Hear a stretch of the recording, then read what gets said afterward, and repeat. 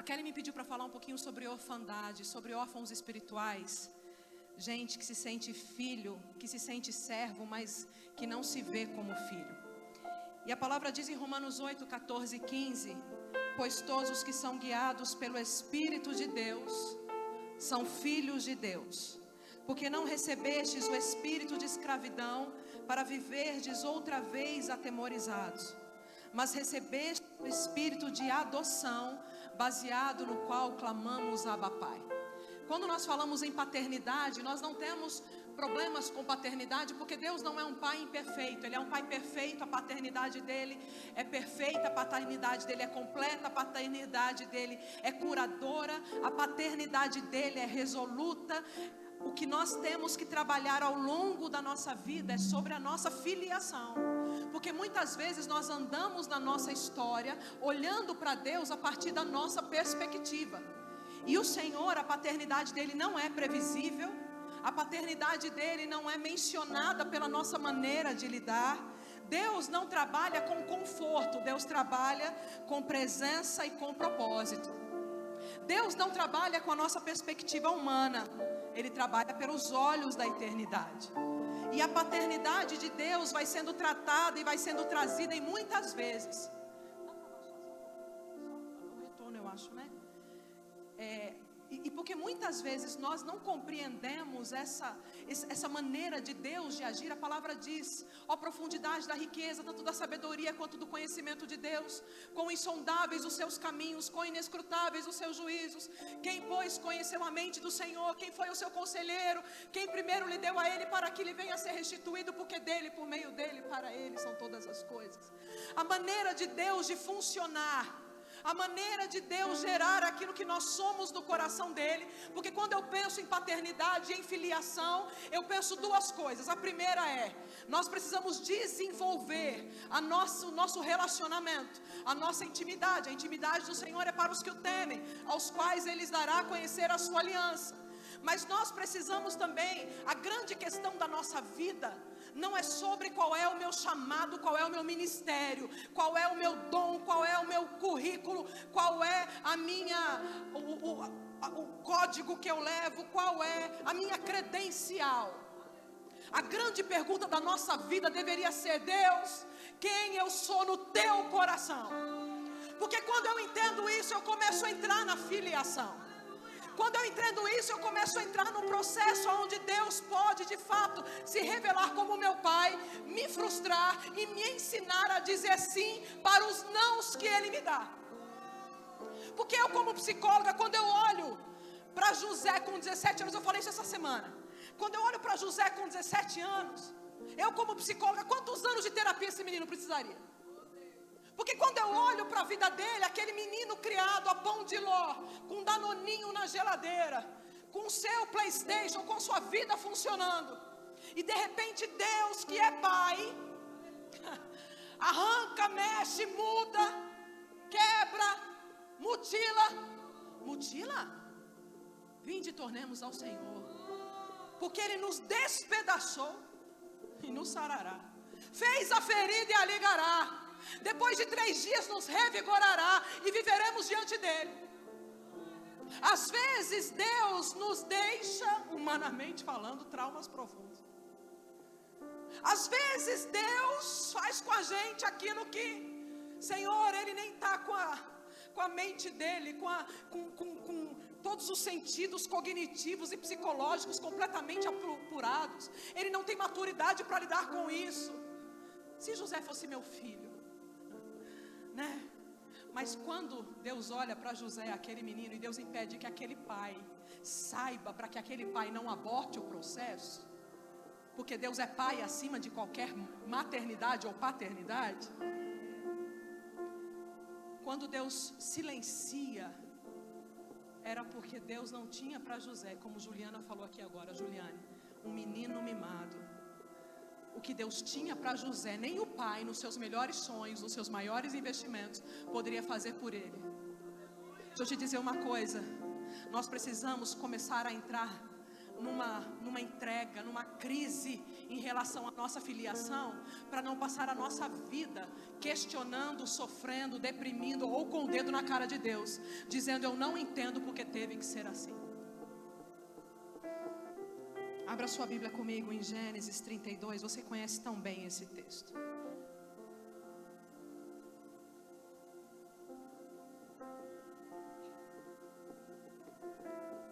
Gênesis 32, verso 22 a 31. Eu vou sair da história de José. Filiação é identidade de filho. E não é só ser criado por alguém, é pertencer, é carregar a natureza, a identidade do pai. Gênesis 32, verso 22. Levantou-se naquela mesma noite. Deixa eu lhe dizer uma coisa. Encare sua noite. Não fuja da sua noite. Não vá atrás de uma mão na sua cabeça. Não é que isso não possa acontecer, mas existem presentes, mudanças de rota que Deus nos dá na noite escura. É por isso que o livro que o Senhor me deu, Noites Escuras Revelam Estrelas, falam de um Deus que se revela a mim. E muitos aqui sabem dessa história. Quando eu me tornei a única sobrevivente de um acidente, quando eu enterrei a minha mãe no dia do aniversário dela, quando eu só tinha 1 ano de casado e eu carrego 400 pontos espalhados pelo meu corpo.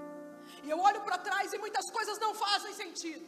E eu olho para trás e existem faltas. E eu olho para trás e existem mutilações. Eu olho para trás e existem marcas.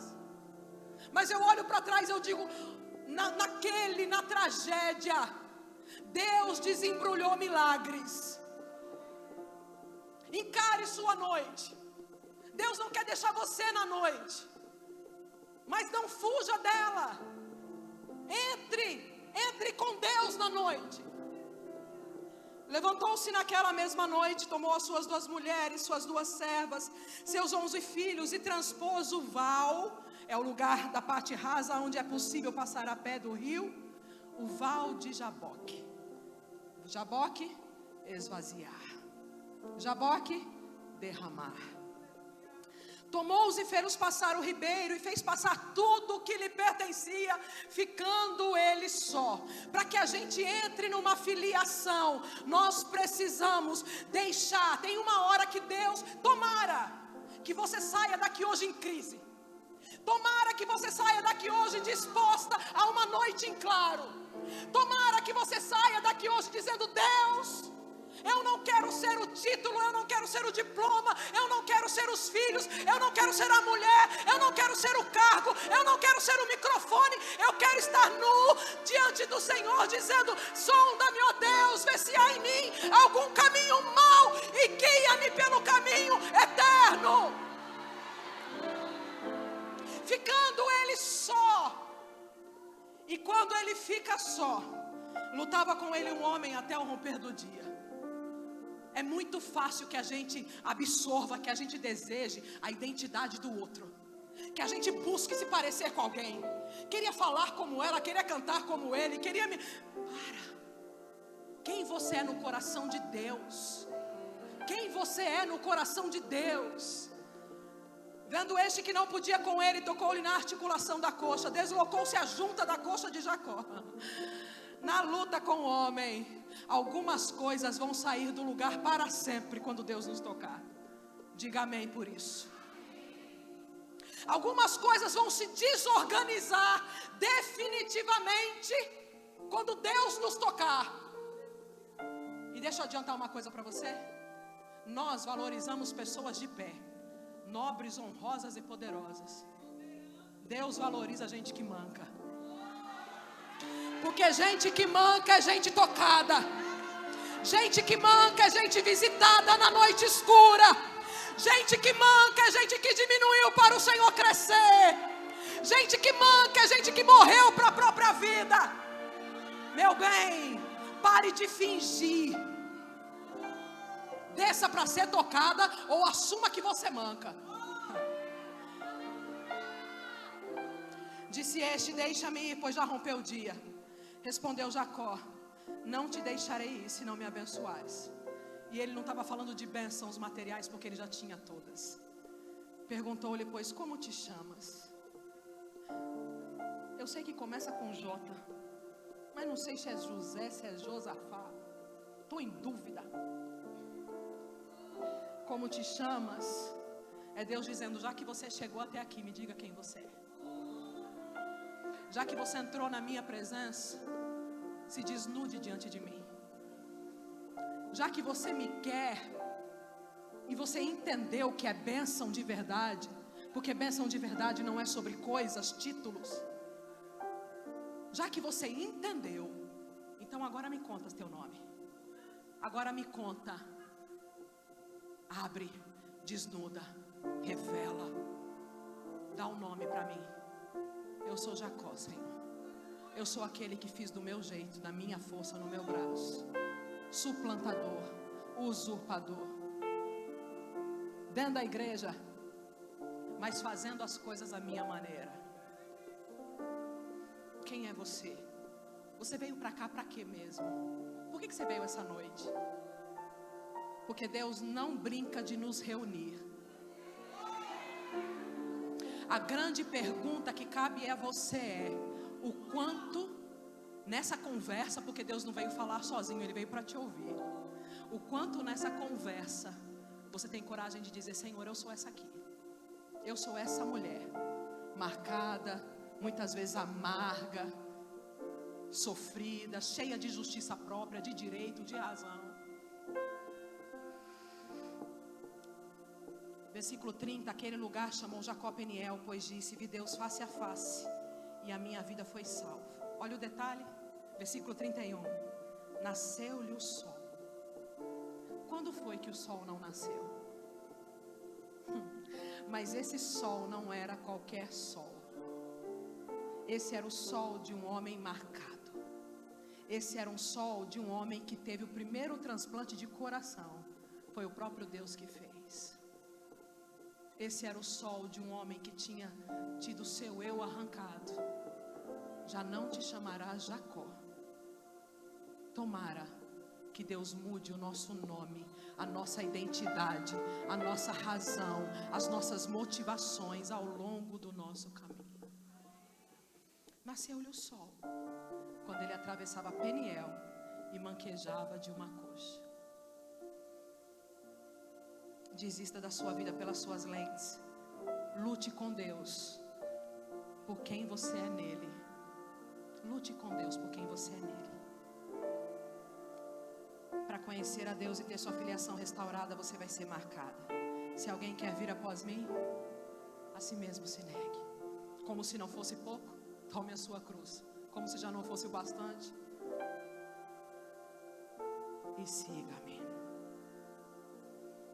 Não é possível conhecer a Deus pessoalmente enquanto a nossa pessoalidade não for derramada, devolvida diante dele. Não é possível conhecer a Deus de maneira pessoal enquanto aquilo que é pessoal para mim não for entregue, não for expurgado, não for derramado, não for exposto diante dele. Quando Ana comparece no templo, lá em 1 Samuel, capítulo 1, verso 15, ela responde: não, Senhor, eu sou uma mulher atribulada de espírito. Atribulada, não bebi vinho, nem bebida forte, mas eu venho derramando a minha alma perante o Senhor. Não tenhas, pois, a tua serva por filha de Belial, porque pelo excesso da minha ansiedade e da minha aflição é que eu tenho falado até agora. Nós sabemos, mulher sabe disfarçar como ninguém mais no mundo. Não tem homem que consegue fingir costume como uma mulher. Uma mulher passa, a vitrine dela é impecável quando ela quer ser. Uma mulher disfarça muito bem. A mulher lida com seus rancores, com as suas dores, com as suas amarguras, com as suas angústias, e ela faz pose. E a gente tem muito curso que nos ensina a fazer pose e parecer. Que coisa boa quando no nosso processo de filiação, que é desenvolvido, que é buscado, que é uma questão de diligência, que é uma questão de necessidade pessoal.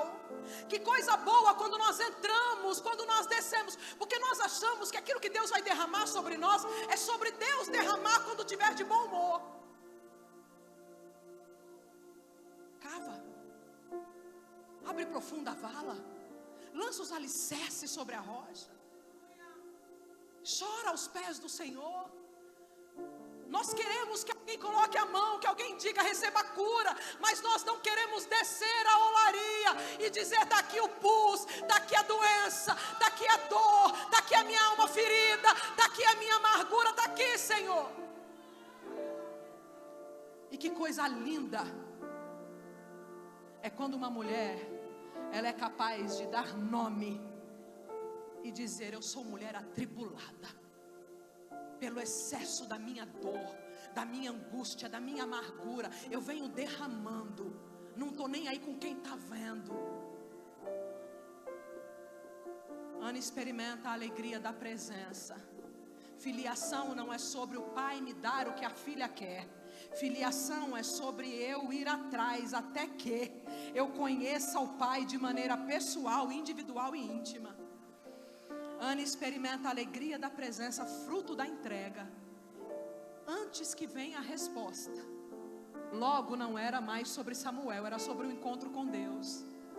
Aquele momento divide a história de Ana em um antes e um depois, a tal ponto que a Bíblia conta: assim a mulher se foi o seu caminho e comeu, e o seu semblante já não era mais triste. Nenhuma resposta, nenhuma intervenção, nenhuma gravidez, mas um encontro. Deus está falando conosco para buscarmos um encontro que vai mudar a nossa vida. Porque nós sabemos ir para a igreja, nós sabemos ir para congressos. Eu vou ali buscar minha vitória, eu vou ali esperar uma palavra, eu vou ali buscar uma resposta. Deus está esperando alguém que entre e que babe na presença dEle, com choro, com lágrima, dizendo: Deus, eu quero te entregar a minha pessoalidade, porque eu quero te conhecer pessoalmente. Não é possível desfrutar da paternidade enquanto a nossa orfandade não for verbalizada, exposta, entornada, nomeada. É preciso fazer o caminho de volta. Diga comigo, é preciso fazer o caminho de volta. E só eu posso fazê-lo. Abra sua Bíblia comigo em Ruth.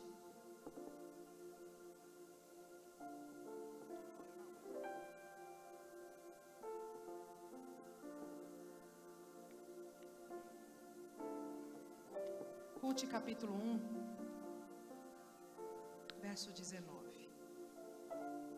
Eu admiro demais essa mulher. É uma das mulheres que mais me inspiram na Bíblia.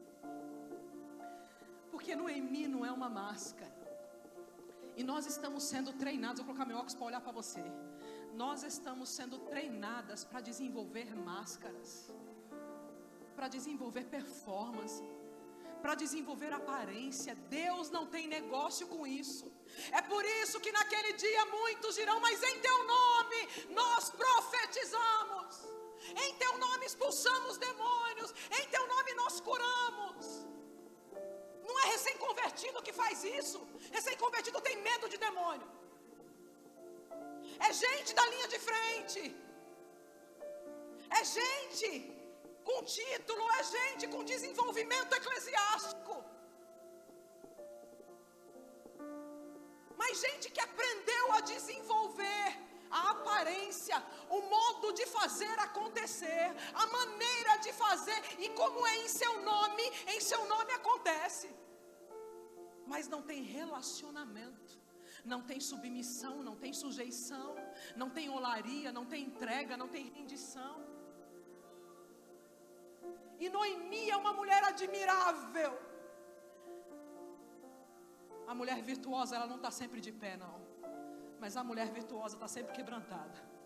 Porque o coração quebrantado o Senhor não despreza. Ruth 1, capítulo 19. Então ambas se foram. Mentira, Ruth 1, versículo 19.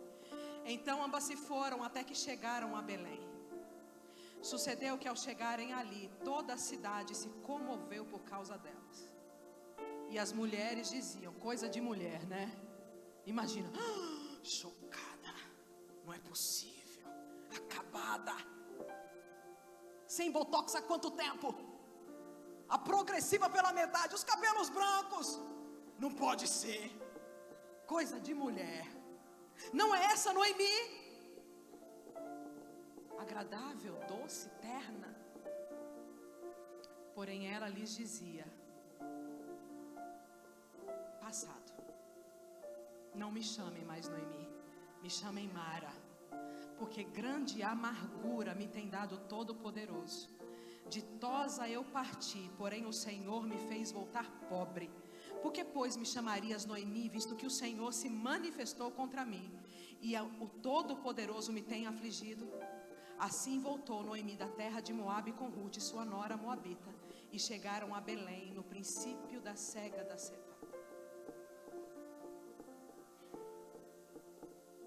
Ao longo da nossa vida, Deus permitirá ferimentos, e alguns Ele mesmo fará. Porque importa que Ele cresça e que eu diminua.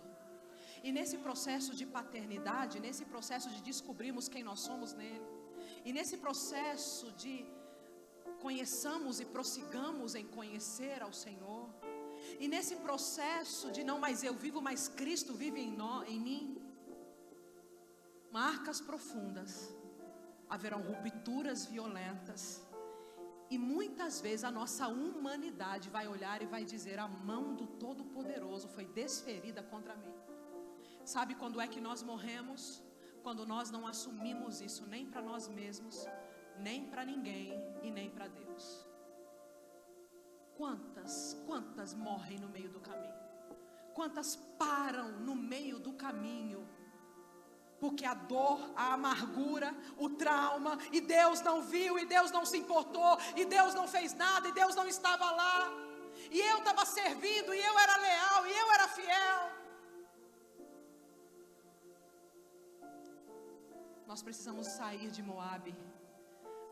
Moabe simboliza e representa a mente carnal que se opõe ao Espírito. O caminho para Belém, a casa do pão, refere-se à provisão de Jesus, o pão vivo que desceu do céu. Refere-se ao lugar da humildade, uma pequena cidade que se tornou o palco do evento mais importante da história, que mostra que Deus escolhe locais e pessoas improváveis para grandes propósitos. Essa mulher volta amarga, ferida, desacreditada, desesperançosa. Essa mulher volta traumatizada, volta com grande amargura no seu coração, mas ela volta, se apresenta debaixo daquele lugar, da presença do Altíssimo, e ali ela coloca, e ali ela expõe, e ali ela derrama, e ali ela não busca meias palavras, e ali ela abre o seu coração diante de Deus e diante dos homens. E porque ela faz isso, essa mulher tem a vida mudada por aquele que é o mais criativo, por aquele que é insondável, por aquele que é inenarrável, inescrutável, insondável, maravilhoso, por Deus que sabe mudar a história como ninguém mais. E sabe por que eu me identifico tanto com Noemi? Porque eu luto e já lutei muito com uma coisa chamada amargura. E veja bem, nem foi sobre o acidente. O acidente faz bastante tempo. Mas em 2019, um evento de mulheres, Dia da Mulher. E eu tinha preparado uma mensagem sobre o Dia da Mulher, usando algumas mulheres, e o último ponto, eu tinha escrito, eu estou contando essa história debaixo da autorização do meu marido. O último ponto eu escrevi, mate o que precisa ser morto. E aí eu comecei a falar sobre Jael. Na sexta-feira à noite eu escrevi o último ponto. No sábado de manhã eu recebo uma ligação dizendo para mim, olha o seu e-mail. Quando eu olho o meu e-mail, era um e-mail anônimo de alguém dizendo assim, o seu marido tem um filho fora do casamento. E meu marido nunca foi um homem mulherengo. Nunca, em 25 anos, nós vamos fazer 27 anos de casado, eu nunca desconfiei, 7 anos atrás, Eu nunca desconfiei, eu nunca tive problema de ciúme, de rivalidade, isso nunca foi uma crise para nós. Deixa eu te adiantar uma coisa, casamento é a 4 mãos. Eu não vou aqui pintar ele de o pecador e eu a boazinha. Nós construímos fracassos e vitórias juntos. E aí, eu questiono, ele me confirma a traição, que já foi para mim o fim do mundo, porque eu nunca imaginava. E eu tinha um evento para pregar. E às vezes eu falo que o Espírito Santo, quando a gente sente o Espírito Santo no corpo de maneiras diferentes, né? Eu sinto muito nas minhas costas um calor. Eu estou de olho na hora. Mas, nesse dia, o Espírito Santo veio na veia. Deixa eu te dizer uma coisa. Diga para você mesma: Deus vai me dar graça e favor para que eu passe por tudo que eu preciso passar. E o final dessa história não será em derrota, se eu tiver nas mãos do meu Pai. E aí eu me lembro, eu passei muitos anos, o Senhor vai montando o quebra-cabeça. Eu passei muito tempo, quando Deus me deu um ministério, eu tinha 1 ano de casada, quando o Senhor começou a dar sentido para o ministério, para a minha história. E eu passei a minha vida dizendo: Deus, não é sobre mim. Deus, o Senhor me deu uma família, um marido. Deus, eu não vou viver isso sozinha. E eu vi um homem, a pior coisa é um crente conformado, é um crente morno, é um crente satisfeito, é uma mulher dizendo: está tudo certo comigo, porque Deus sempre tem o que tirar, o que remover, o que refazer dentro de nós. E aí, no meio do desespero de tudo isso, o Senhor nos faz ir atrás da história, porque afinal de contas é fácil segurar o microfone. Difícil é lidar com as realidades da nossa vida, e nós precisamos enfrentá-las. E aí o Senhor nos fez ir atrás, nós fizemos o exame de DNA. A criança é dele, é uma menina. E nós começamos um processo. Eu digo que morreu alguns eus aí no meio do... Deus é o único que sabe fazer a gente morrer e continuar vivo. Eu nunca vi isso não. Mas eu morri mais uma vez. Tem uma Márcia que ficou em 2019. E eu me lembro que o Senhor começa a reconstruir. E algumas coisas que Ele falou para mim. Você orou tanto pelo seu marido.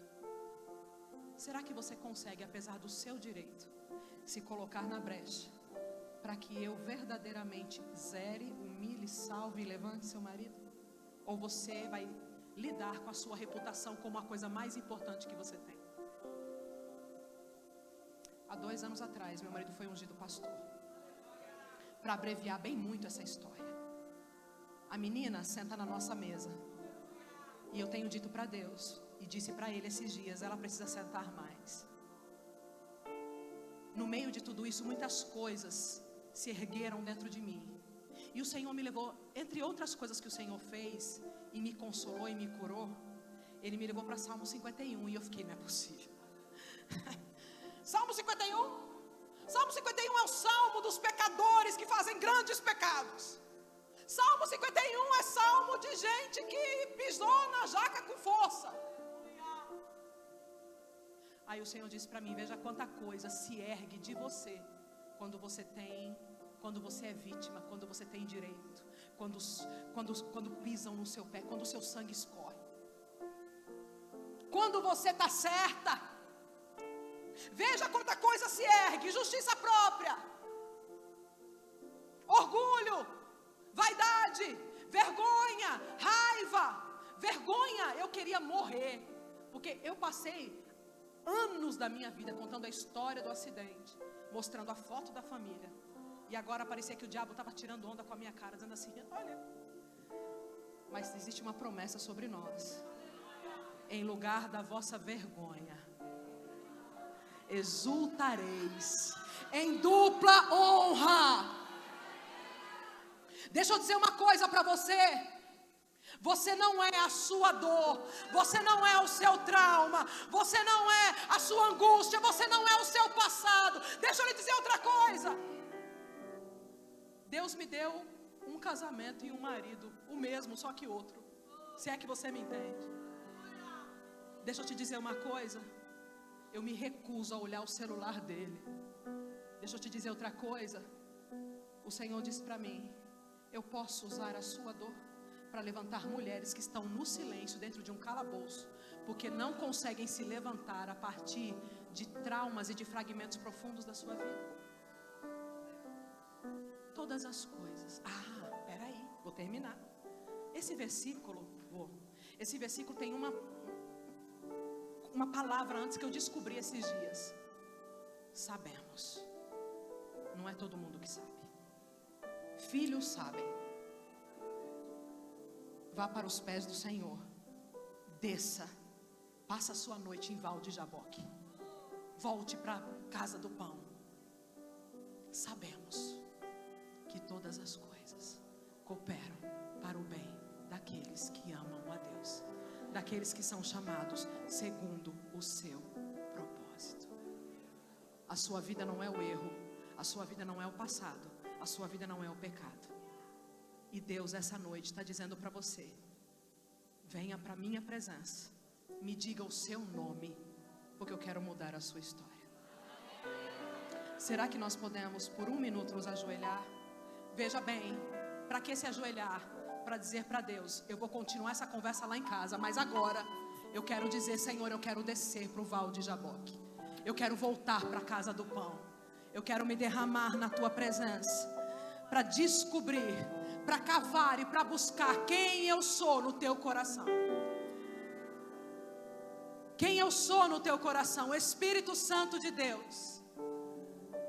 Nós estamos aqui rendidas, submetidas, humilhadas, vulneráveis, desnudadas na tua presença, para lhe dizer: eu não quero ser uma vitrine, eu não quero ser uma aparência, eu não quero ser uma performance, eu não quero ser um título, eu não quero ser uma pose, eu quero ser filha, eu quero ser conhecida por alguém que anda com Deus, eu quero relacionamento, ainda, Senhor, que haja perdas, ainda que quebre, ainda que eu manque.